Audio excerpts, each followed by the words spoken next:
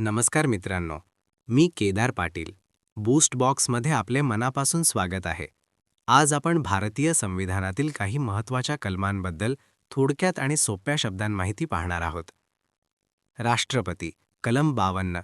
भारताचा राष्ट्रपती हा देशाचा घटनात्मक प्रमुख असतो. उपराष्ट्रपती कलम 63. उपराष्ट्रपती हा राज्यसभेचा सभापती असतो आणि राष्ट्रपती अनुपस्थितीत त्यांची कामे पार पाडतो. राज्यपाल कलम 155. राज्याचा घटनात्मक प्रमुख राष्ट्रपतीकडून नियुक्त केला जातो.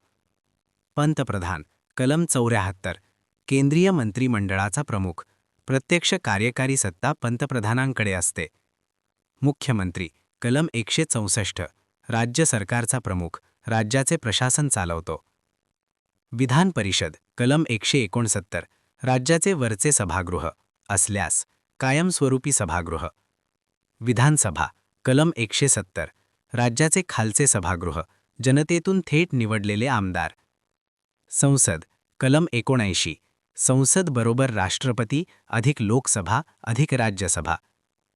राज्यसभा कलम 80. संसदेचे वरचे सभागृह कायमस्वरूपी सभागृह. लोकसभा कलम 81. संसदेचे खालचे सभागृह थेट जनतेतून निवड. महालेखापरीक्षक CAG कलम 148. सरकारचे उत्पन्न व खर्चाचे लेखापरीक्षण करणारी स्वायत्त संस्था. महाधिवक्ता राज्य कलम 165. राज्य सरकारचा मुख्य कायदेशीर सल्लागार.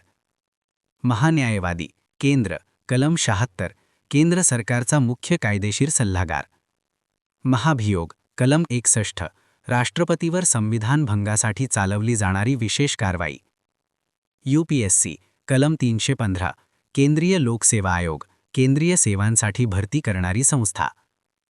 निवडणूक आयोग कलम 324. स्वतंत्र व निष्पक्ष निवडणुका घेणारी घटनात्मक संस्था. सर्वोच्च न्यायालय कलम 124. देशातील सर्वोच्च न्यायालय संविधानाचा रक्षक. उच्च न्यायालय कलम 214. राज्य पातळीवरील सर्वोच्च न्यायालय. जिल्हा न्यायालय कलम 233. जिल्हा स्तरावरील न्यायव्यवस्था. राष्ट्रीय आणीबाणी कलम 352. युद्ध, बाह्य आक्रमण किंवा सशस्त्र बंड झाल्यास राष्ट्रीय आणीबाणी लागू केली जाते.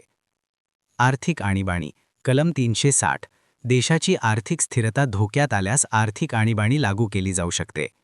महत्त्वाचे, आजपर्यंत भारतात आर्थिक आणीबाणी लागू झालेली नाही. राष्ट्रपती राजवट कलम 356.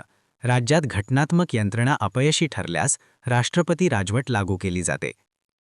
अशाच उपयुक्त व परीक्षेसाठी महत्त्वाच्या माहितीसाठी आपल्या चॅनलला लाईक करा. ही माहिती शेअर करून इतरांपर्यंत पोहोचवा आणि चॅनल सबस्क्राईब करायला विसरू नका. धन्यवाद.